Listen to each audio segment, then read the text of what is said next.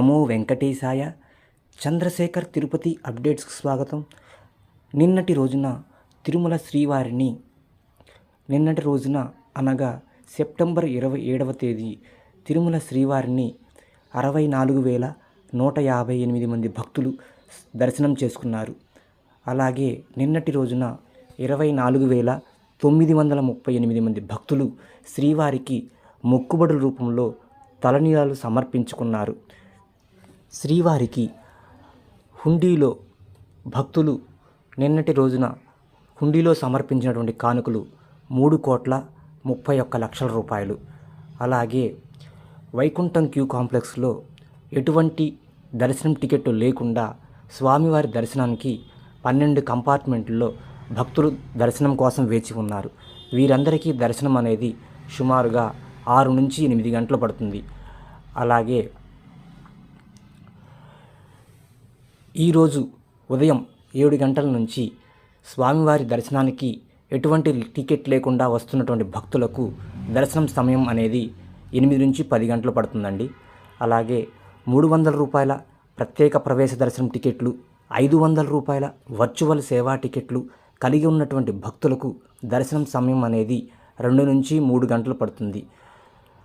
అలాగే తిరుపతిలో ఆఫ్లైన్లో ఇస్తున్నటువంటి స్లాటెడ్ సర్వదర్శనం టికెట్లు, శ్రీవారి మెట్టు మార్గంలో నడక మార్గంలో ఇస్తున్నటువంటి దివ్య దర్శనం టోకెన్లు కలిగి ఉన్నటువంటి భక్తులకు దర్శనం సమయం అనేది 3 నుండి 5 గంటలు పడుతుందండి. ఇవి దర్శనాల సమయం. ఇక ప్రతిరోజు తిరుపతిలో ఆఫ్లైన్లో స్లాటెడ్ సర్వదర్శనం టోకెన్లు, ఉచిత దర్శనం టోకెన్లు అనేవి ప్రతిరోజు భక్తులకు ఇస్తున్నారండి 3 కేంద్రాల్లో. అవి రోజుకి సుమారుగా 20,000 నుంచి 25,000 టోకెన్లు అనేవి ఇస్తారు దర్శనం టోకెన్లు.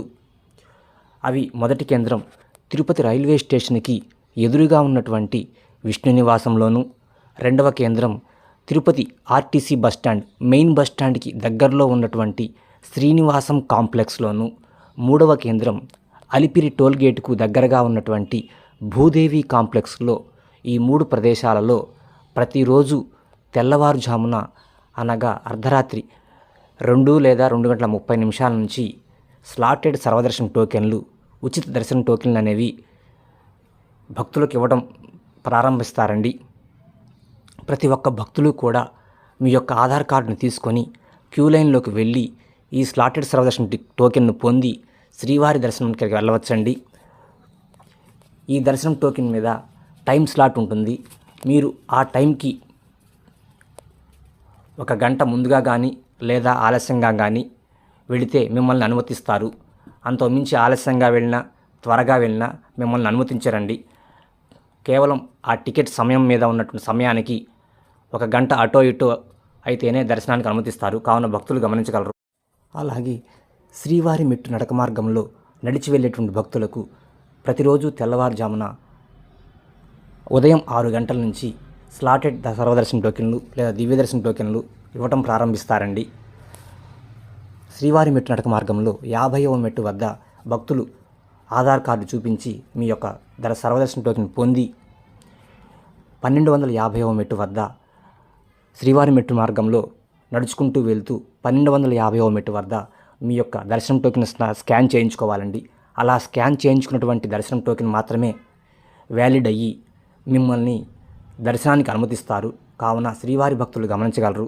అలా దర్శనాన్ని టికెట్ స్కాన్ చేయించుకున్నటువంటి భక్తులు మిమ్మల్ని ఎటువంటి టికెట్ లేనటువంటి భక్తులుగా పరిగణించి వైకుంఠం క్యూ కాంప్లెక్స్ 2 ద్వారా మిమ్మల్ని ఉచిత దర్శనానికి, ఎటువంటి టికెట్ లేనటువంటి దర్శనానికి క్యూ లైన్లో మిమ్మల్ని అనుమతిస్తారు. కావున భక్తులు గమనించగలరు. అలాగే అలిపిరి నడక మార్గంలో నడిచి వెళ్ళేటువంటి భక్తులకు ఎటువంటి దర్శనం టోకెన్లు ప్రస్తుతం ఇవ్వట్లేదండి. అలిపిరి మార్గం ద్వారా నడిచి వెళ్ళే భక్తులు అలిపిరికి దగ్గరగా ఉన్నటువంటి భూదేవి కాంప్లెక్స్లో సర్వదర్శనం టోకెన్ పొంది మీరు అలిపిరి మార్గం ద్వారా కానీ లేదా బస్సు మార్గం ద్వారా కానీ మీరు ఏ విధంగా కానీ తిరుమల కొండకు చేరుకోవచ్చండి. అలిపిరి మార్గంలో నడిచి వెళ్ళే భక్తులను తెల్లవారుజామున 4 గంటల నుండి రాత్రి 9:30 వరకు నడిచి వెళ్ళడానికి అనుమతిస్తారు. భక్తులను శ్రీవారి మెట్టు మార్గం నడిచి వెళ్ళే భక్తులను ఉదయం 6 గంటల నుంచి సాయంత్రం 5:30 వరకు మాత్రమే భక్తులు నడిచి వెళ్ళటానికి అనుమతిస్తారు. కావున శ్రీవారి భక్తులు గమనించగలరు. ఈ వీడియో కనుక మీకు నచ్చినట్లయితే దయచేసి లైక్ చేయండి. మా ఛానల్ను చూస్తున్న శ్రీవారి భక్తులు సబ్స్క్రైబ్ చేసుకొని చూడగలరు. ఓం నమో వెంకటేశాయ.